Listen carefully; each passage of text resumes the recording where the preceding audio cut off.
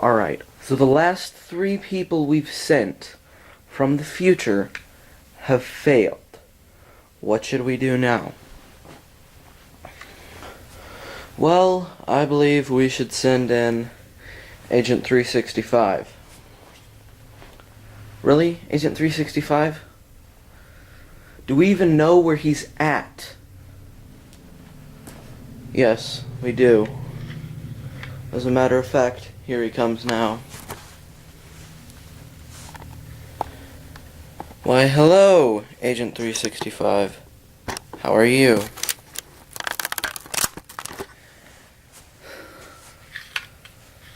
I'm doing pretty well.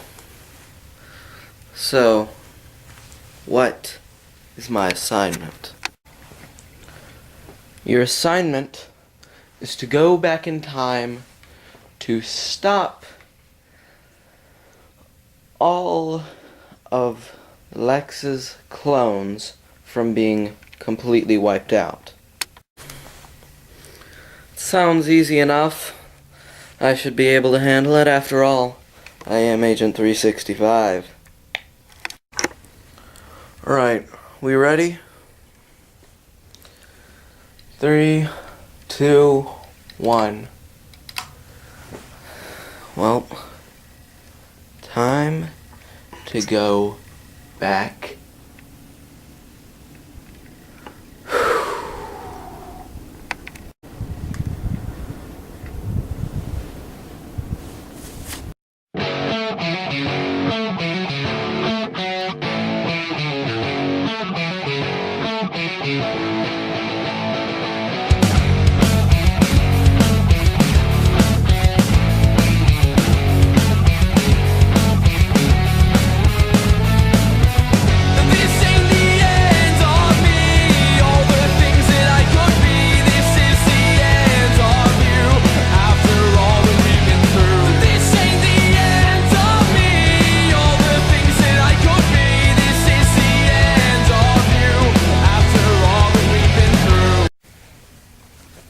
Well, I'm back where I was.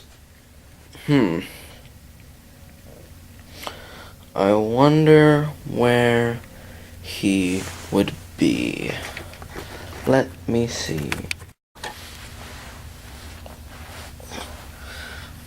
Hey man, I don't know who you are, but I really need some help up off the ground. I mean, I can't move and I can't feel my arms. I've been here for about a week. Can you help me, man? Please? Alright, I'll help you up. Take my hand. So, who are you? Well, I'm editing Lex. I got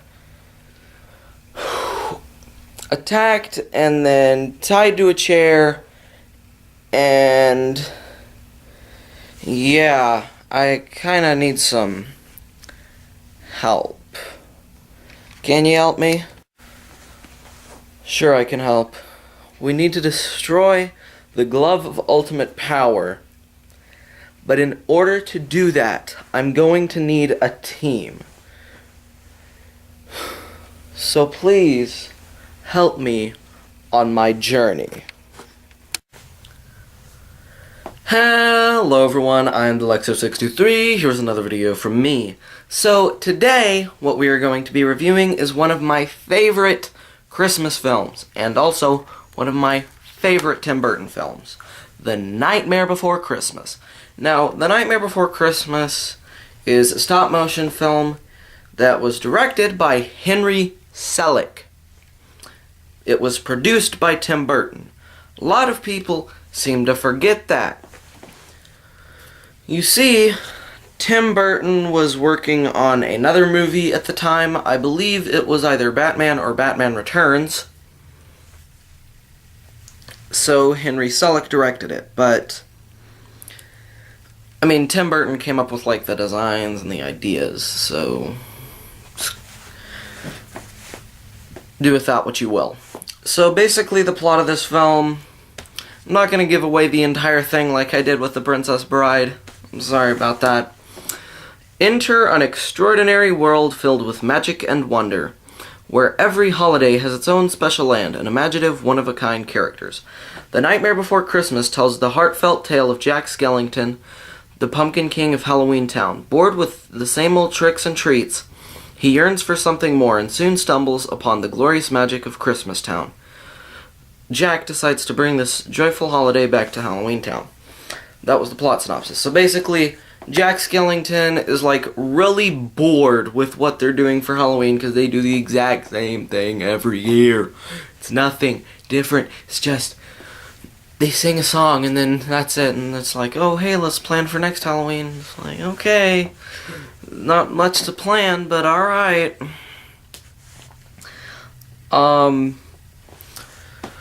So Jack Skellington, who is played by Chris Sarandon, is like, oh, well, I'm bored with this. I want to find something new. So he like just walks off into the forest because he's bored. And then he sees these trees with doors on them, one for each holiday. And he goes through the one with the Christmas tree on it. So he stumbles upon Christmas Town, and he's like, hey, this would be a great idea of something to like that we could do, shake things up a little bit. So basically he tries to celebrate Christmas and give Santa a vacation. It doesn't turn out so well. That's kind of the plot. I really enjoyed this film. I have watched it far too many times. Now a lot of people are like, oh, this is one of my favorite Disney movies. This wasn't originally made by Disney. The rights to this were purchased by Disney.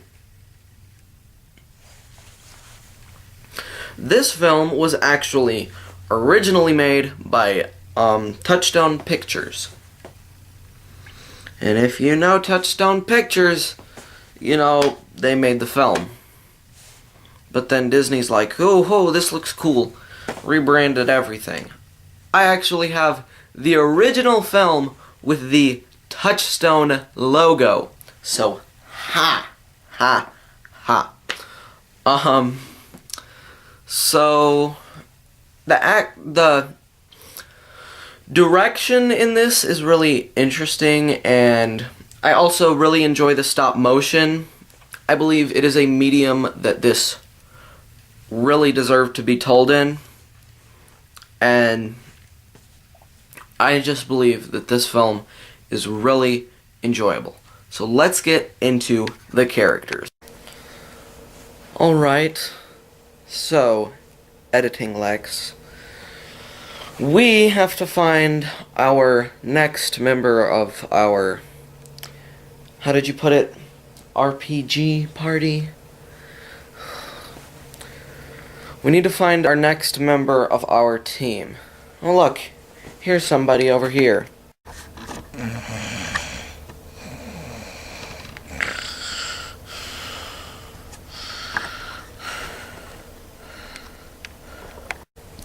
Why, hello there. My name is Agent 365, and this is Editing Lex. Who might you be? The what? Oh, hey. You want to know who I am? Oh. I am Evil Lex. Evil Lex? What are you doing here? Huh? Honestly, not much. Why do you ask? Well, I was told that you were going to get a weapon, and that we would be here away from you. Where's the Glove of Ultimate Power? Why do you not have it? Oh, that is actually a very interesting story. So, I had gotten the Glove of Ultimate Power, and I planned on using it to put Lex in an endless void, and every single screen was playing all the Sharknado movies. That was pretty much my entire plan, but then, like, some guy with an accent came up behind me and went with a dumbbell. I fell to the ground, obviously, and he took the glove. So wait, you don't have the glove of ultimate power, but some guy with an accent does. So I guess that means you can be part of our team? Sure, whatever. I guess I'll be a part of your team. Alright, let's go. So, as I said before, this film has Chris Sarandon as Jack Skellington. And Chris Sarandon played Prince Humperdinck in The Princess Bride. So yeah, that's a fun fact, I guess. So, Chris Sarandon voices Jack Skellington. So Jack Skellington's like this guy that's like really bored with his life, so he's like, I wish something new would happen. And then he goes to Christmas Town, and he's like, oh my gosh, this is so cool. So he wants to bring it to Halloween Town. He wants to bring Christmas to Halloween Town, and he's like, oh, well, this would be a really fun thing to do. So he attempts to bring Christmas to Halloween Town, and let me just say this, I'm trying to, for the 5 of you people who haven't seen this film, I'm trying to keep it spoiler free. By the way, this is a great film, I love it. So next is Catherine O'Hara as Sally. Catherine O'Hara voices Sally, and I believe she also voices one of the other characters in the film. I believe Shock, I think, because there was Lock, Shock, and Barrel. So I believe she was Shock. She was the one with the witch mask, I'm pretty sure. But she was also Sally. So Sally, kick the tripod. So Sally, basically,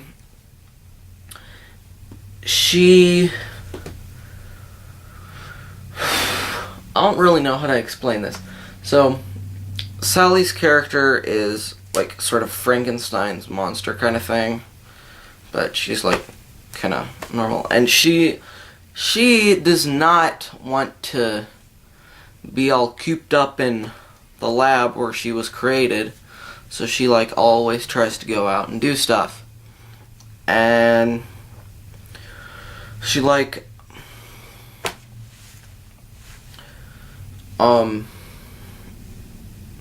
keeps escaping, and her creator, Dr. Finkelstein, is like, stop it. Stop this mess. It's getting annoying. But next is Dr. Finkelstein, or Dr. Finkelstein, I think that's how you pronounced it. He's basically this dude in a wheelchair with like the top of his skull can pop off and reveal his brain. And he like constantly is mad because Sally keeps like pretty much drugging him and putting him to sleep so that she can get out and do stuff. And he's like, I don't want you to be doing stuff. I want you to be here with me, helping me with things. I mean, I created you, so shouldn't that count for something? So, yeah, that's his character. Next, is the mayor, played by Glenn Shaddix, I believe is how you pronounce his last name. So, in case you didn't know, this guy was Otho in Beetlejuice.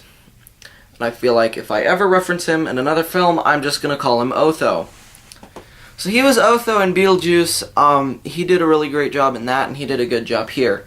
So, like, the mayor is this, like, dude with 2 faces, one on the back, one on the front. One of them is happy, and the other one is distressed, I guess. And he basically is, like, he loves Halloween. He loves doing it every single year, same thing over and over again. Next, I'm just gonna do these three people as one character. Lock, Shock, and Barrel. Lock was voiced by Paul Reubens.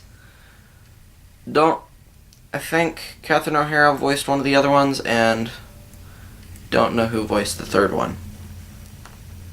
But, they're basically the boogeyman's, like, servants. They do stuff just for him, and they're, like, really weird. So Lock is this, like...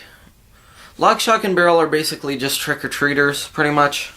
Not really monsters in any way. So next is one of my favorite animated film villains, Mr. Oogie Boogie.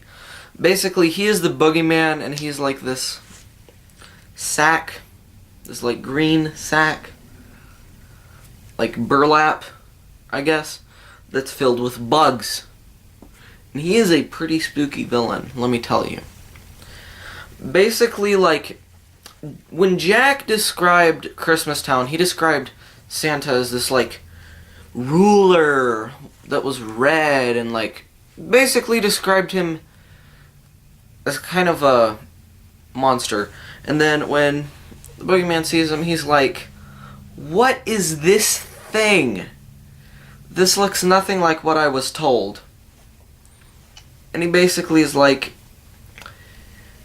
"You're a joke compared to how Jack described you."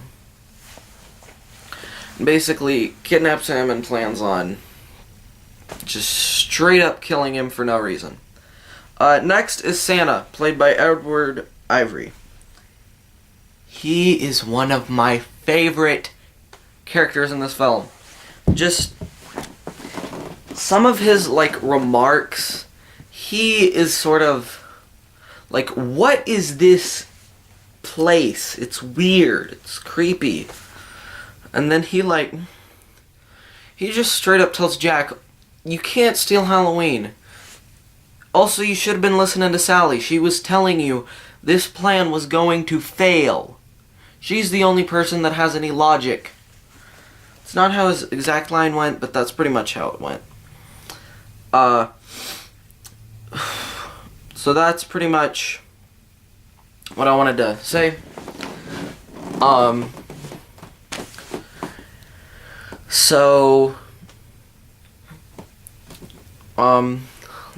With that being said, let's move on to the, my final thoughts. Finally, I found it, what we've been looking for. It's right here, right where I said I left it. So what exactly is it that you've got here, Evil Lex? It is armor. The best kind of armor that you could ever get anywhere. It will guarantee that it is impossible for you to die. So does this ultra-powerful armor have a name? The name of this kind of armor? Well, an armor so great could only have one name. Plot armor. Plot armor? So, that's a really weird name, but you say that this armor can prevent you from dying no matter what. So that means if I disintegrated you, you would still be alive. If you tried to disintegrate me, then you wouldn't even succeed, because this plot armor makes me not die. The reason I can't die while wearing this is because wearing the plot armor instantly makes me a very important person to the plot. So, yeah, basically makes you invincible. Well, I guess this armor would be a valuable asset to us. So,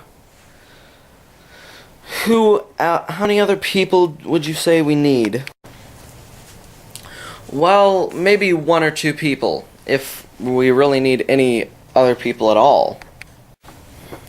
Alright then, let's go find some more people to help us stop this man with the glove. Alrighty, so final thoughts. So I really enjoy this film as a stop motion film and as a Henry Selick film. I really enjoy Henry Selick. He can make great movies. His direction is good and incredible. And